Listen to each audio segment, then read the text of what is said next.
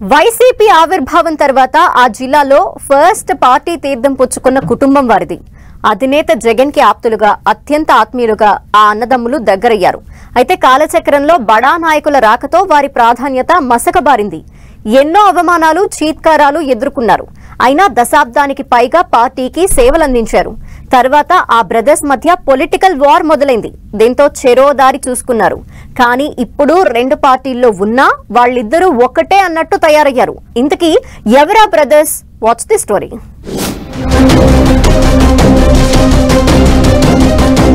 విజయనగరం జిల్లాలో ఈ assembly seat YCP చిత్తుగా ఓడిపోయింది. కానీ అక్కడ పార్టీ మాత్రం బలంగానే ఉంది. నేతల మధ్య ఆధిపత్య పోరుతో క్యాడర్ అయోమయం కారణంగా చాలా మంది బయటకు వచ్చేసిన సందర్భాలు చాలానే ఉన్నాయి. ముఖ్యంగా విజయనగరం మాజీ ఎమ్మెల్యే కోలగట్ల వీరభద్రస్వామిని తట్టుకోలేక చాలా మంది వైసీపీ నేతలు రామ్ రామ్ చెప్పేశారు. తమకు అండగా ఉంటారనుకున్న మాజీ మంత్రి బొత్స, జడ్పీ చైర్మన్ చిన్న శ్రీను వంటి నేతలు కూడా విజయనగరం నియోజకవర్గ రాజకీయాల్లో వేలు పెట్టే సాహసం చేయలేకపోయారు. తమ అనుచరులకు భరోసా ఇవ్వలేకపోవడంతో సీనియర్లైన పిళ్ళా విజయ్ కుమార్ వంటి నేతలు వైసీపీని వీడి టీడీపీలో చేరిపోయారు. వైసీపీ స్థాపించిన మొదట్లో తొలి సభ్యత్వం తీసుకుని జిల్లాలో మొదటిసారి జెండా ఎగరేసిన వారిలో అవనాపు విక్రమ్, విజయ్ సోదరులు ఉండేవాళ్లు. అయితే కొన్ని రాజకీయ కారణాలతో వాళ్ళిద్దరూ వైసీపీని వీడి చెరోదారి చూసుకున్నారు. ఒకరు జనసేన, మరొకరు టీడీపీలో చేరిపోయారు. అవనాపు ఫ్యామిలీతో పాటు పలువురు విజయనగరం నేతలు ఆ తరువాత వైసీపీని వదిలారు.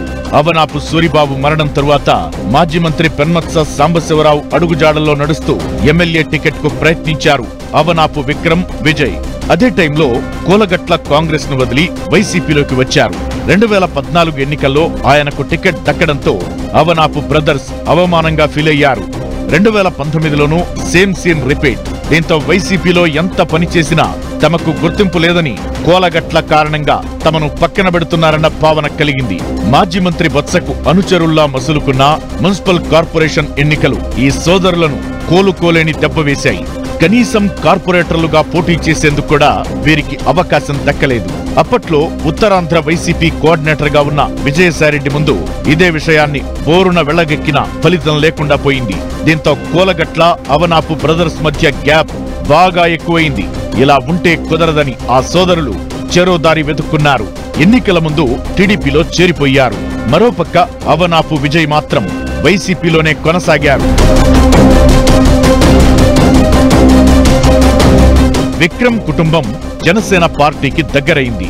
విజయ్ ఫ్యామిలీ టీడీపీలో చేరింది.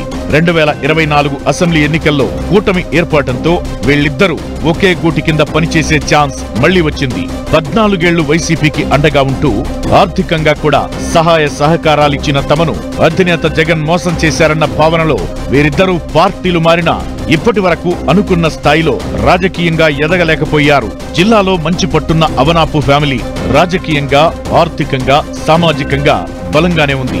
అయితే ప్రస్తుతం జనసేనలో కూడా వారికి ఇలాంటి ఆధిపత్య పోరే ఎదురవుతోంది. పార్టీ రాష్ట్ర కార్యదర్శి పాలవలస యశస్ని, గురాన అయ్యలు వంటి నేతలు ముందు వరుసలో ఉన్నారు. దీంతో అవనాపు విక్రమ్ దంపతులకు మరోసారి గడ్డుకాలం ఎదురైంది. టీడీపీలో కొనసాగుతున్న అవనాపు విజయ్ కూడా ఎమ్మెల్యే అదితి గజపతిరాజును నమ్ముకునే అడుగులు వేస్తున్నారు. భవిష్యత్లో రాబోయే మున్సిపల్ కార్పొరేషన్ ఎన్నికలైనా తమ రాజకీయ భవిష్యత్తుకు మంచి బాటలు వేస్తాయని గంపెడాశలతో ఉన్నారు. మొత్తానికి వేర్వేరు పార్టీలైనా ఇద్దరు సోదరులు ఒకే కూటమి గూటికి చేరుకోవడం కొంత రిలీఫ్. మరి భవిష్యత్లో వీరికి ఎలాంటి ఛాన్సులు వస్తాయో వెయిట్ అండ్ సీ.